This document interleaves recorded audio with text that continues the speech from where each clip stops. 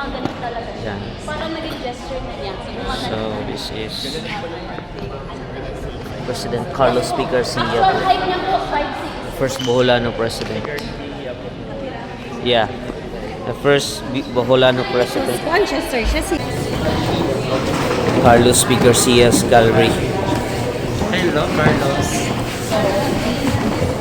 We're now naman po in Paghandong Gallery.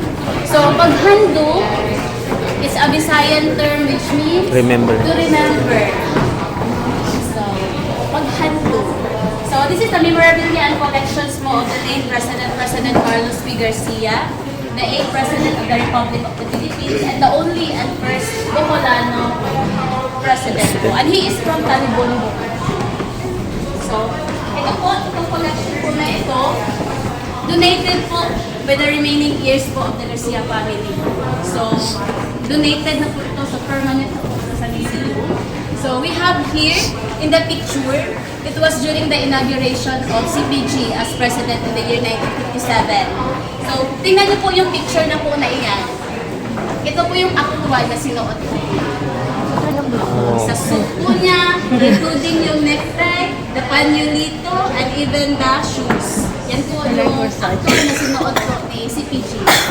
Yung corsage na bulok. Ito naman po yung Bible na ginamit nila nung nag-take oath po si CPG.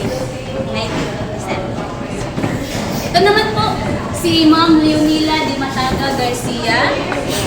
Graduate po of Santo Tomas, pharmacist. And she's from Upon, Cebu. Or ngayon ang Lapu City. So, ito po yung wife ni President Carlos P. Garcia. Ang nakikita nyo din po sa picture po na ito. Ito din po yung actual na terno na sinuot. Imagine, maliit lang po talaga siya. Including the shoes po, size 4, size 5.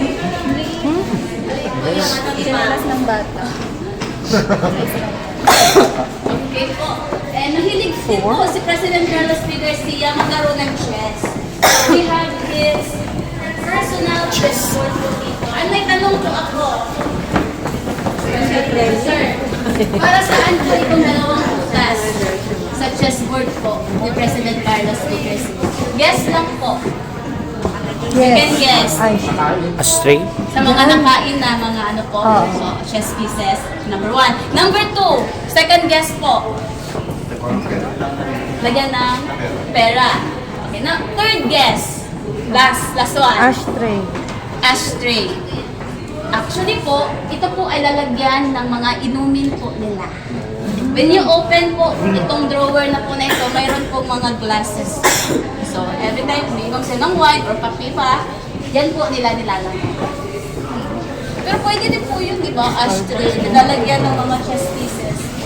Ito naman po is butaka chair. And we have also the office desk set po of the president. Good.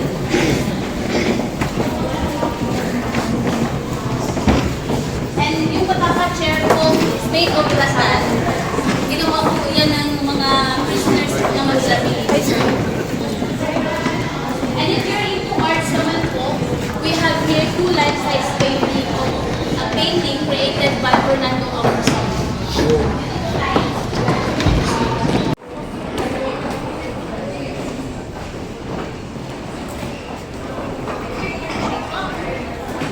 we have here 1959 po. So ito po yung Perma ni Fernando Amorsal.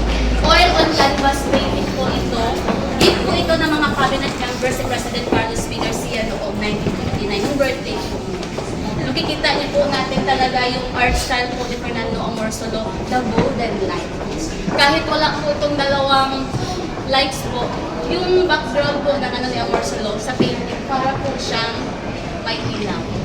So yun po yung parang unique na style po ni Fernando Amorsolo. So we also have here another life-size painting. Fernando Amorsolo din po. So if yung Louvre Museum, may Mona Lisa, yung National Museum of Fine Arts by Labula, Kenya. Dito naman sa Bohol, we have Leonila. O yung painting po ni Fernando Amorsolo, 1959 din po iyan. So oil on canvas painting din po. Wow. So, maganda po yung love story actually po nila. Kasi po si Ma'am Leonila, di ba she's from Cebu. and nag-graduate po of pharmacy. So, nag-practice po si Ma'am Leonila as a pharmacist dito sa Bohol.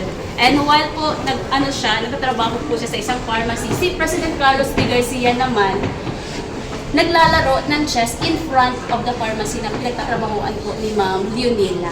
Yun pala, nagpapakit na pala yun si President. So, araw-araw, mostly, kada niya, nagpe-play siya ng chess sa harap ni Ma'am Leonila. And then, of course, na-in-love din naman si Ma'am Leonila. Kaya yun na yung story natin. Okay ka lang po ba, sir? So, yun yung parang romantic comedy na love story ni Ma'am Leonila at saka ni President Carlos P. May Garcia. tanong lang ako. Yes po, sir. Di ba si Ma'am Leonila Cebuano? Yes po. Boholano. Nakakaintindihan ko sila. Yes po, Cebuano, Bisaya po yung gamit na po nila. Mga Bisaya. Yes. Pareho yung lingwahe. Pareho yung lingwahe. May difference lang sa accent.